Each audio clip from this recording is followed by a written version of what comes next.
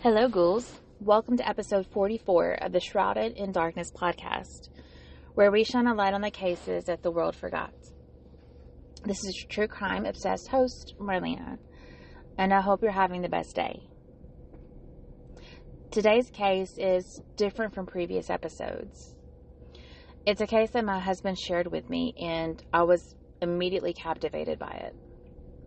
It's only happened recently, which is mostly how it differs from our norm. But this one is important. It's about a military woman, and in our family, we support the troops. We love our servicemen and women.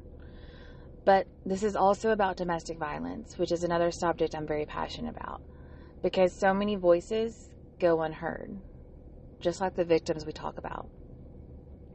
But here at Shrouded in Darkness, we make sure those voices are heard and loud. So help me in sharing today's story. And if you need help, or if you know someone that does, don't hesitate to reach out. We'll start with our sources for today's case, but bear in mind that there aren't very many. Like I said, this is only a few months old and information is very limited right now. I was able to find our victim's obituary, and there's also information on people.com, the Wichita Eagle, and KOLD 13 News. Our case takes us to Wichita, Kansas. Let me introduce you to Ivy Nicole Unruh, born December 6th, 2000 in Tucson, Arizona. Her parents are Amy Unruh and Matthew Jellison.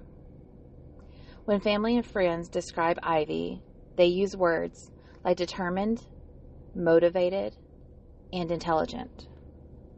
She's an animal lover with a creative soul. She enjoys cosplay, D&D, and Renaissance fairs. And she's the kind of person that gives off a very comforting vibe, someone that just makes you feel seen, makes you feel welcomed. Something else that's really cool about Ivy, she graduated early from Compass High School to pursue her lifelong dream of joining the military. I know she started off in August of 2019. She started off as an emergency dispatcher. She worked there through October 2020, and then the next month is when she joins the U.S. military. She serves 4 years in active duty and then transitions to active reserves in the late 2024. By 2025, Ivy moves up in rank and becomes a sergeant. During her service, Ivy spends time at the Marine Corps Air Station Miramar in San Diego, California, where she serves as a satellite transmission system operator. During her military career, she also completes a deployment in Australia.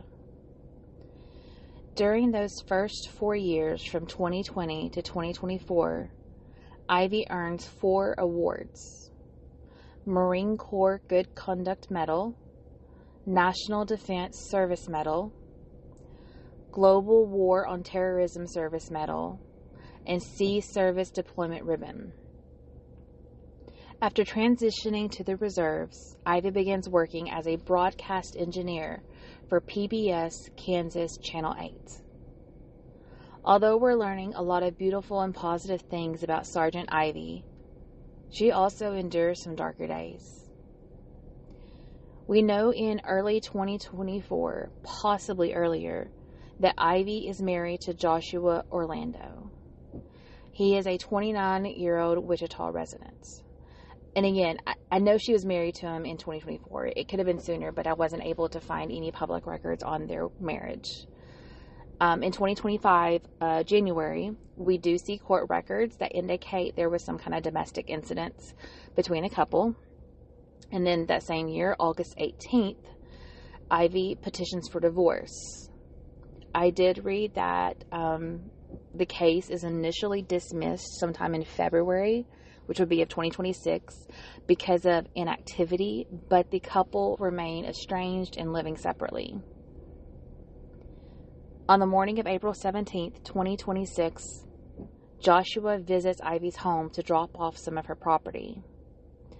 He knew she left for work at 8 a.m., so he made sure to arrive before that.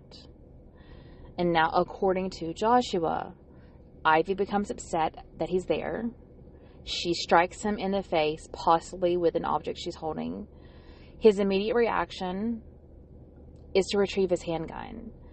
When she positions to make a second strike, he covers his face and finally shoots once. Again, this is from Joshua's viewpoint. He is our only witness. Just a quick podcaster opinion. Why did he have a gun with him? He knew that he was going to be there when she was there, that there could be some hostility there. I mean, a lot of things could easily go wrong, and there's a history of domestic abuse, both verbally and physically, mind you, and it's like he's blaming this on self-defense, that she hit him first, and his reaction was to, I guess, just to react with his gun. I'm sorry, it just doesn't make sense to me. I don't understand why he would carry the handgun with him. There is a note in Joshua's affidavit that says that he always carries his handgun with him. He comments on like military experience and everything, that he's just used to always having it, and he always has the safety off, which this is his way of explaining why it was so easy for him to pull it and shoot without hesitation. So Ivy is shot in her upper body area. Joshua immediately calls 911 to report the incident. He does admit to shooting her. When police arrive, they find Ivy, they find the firearm, and Joshua is arrested, obviously. Sadly, Ivy does succumb to her injuries. On July 1st, Joshua pleads guilty to first-degree felony murder and aggravated kidnapping. I'm not entirely sure why there's a kidnapping charge, but I wanted to at least mention it because it's part of the report. The formal sentencing hearing is scheduled for August 28th, which means by the time this episode airs, there will be like a week and a half until the hearing. So hopefully we will have a good update for you soon. Now, according to the guidelines, Joshua faces a minimum of 38.75 years before he'll be eligible to apply for parole. Now, I want to end this with another beautiful snippet of Ivy's life. Not only did she die a hero and a Marine Corps veteran, but her final contribution to the world comes from her choice to be an organ donor. 6 lives were changed through her generous organ donation. And it's kind of the most perfect sentiment. She gets to live on with that. The day that she passed, she did receive an honor walk because of her organ donation. I am one that is all for organ donating. I have that on my driver's license. My husband does as well. If you can help someone in your final days, then I think that should be everyone's goal. That's just personal opinion on that, by the way. As I wrap up today's story, I want to share a couple quotes from her family. From her father, Matthew. He says, "She had a spine. She was tough. She'd bite. She could be a little beast." Personally, I love this statement. It just kind of shows Ivy was a true badass, and I love that.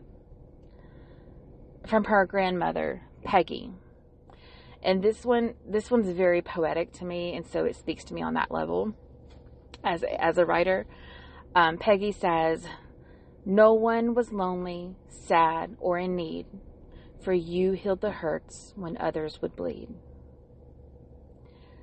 My heart truly hurts for this family, as it often does when we talk about these cases and the victims. And I know nothing can bring their baby back, but at least we can rest easy knowing that the monster was caught and even admitted guilt, which we don't often see. If you would like to help Ivy's family, they do have a GoFundMe campaign to help with any expenses and things. Obviously, you can just search her name. It's Ivy Unruh. That's IvyUnruh. Ivy Unruh. And if you do know someone, or if you yourself, if you're facing domestic violence, just know that there is help out there. You can even call the national hotline. It's 800-799-6999. 7233. Use the resources that are out there for us. Again, the number is 800-799-7233. That wraps up this week's case. If you have any details worth sharing, or maybe you have your own theory, please reach out. You can connect with us on Instagram, WordPress, and Patreon. And you can check out all the listening platforms. Just search for the Shrouded in Darkness podcast. As always, thank you so much for tuning in. And if there's a case from your hometown that deserves attention, send it to us. Tune in next week as we dive into the case of the babysitter killer. Until next time, ghouls, remember, the truth is always hiding in the darkness.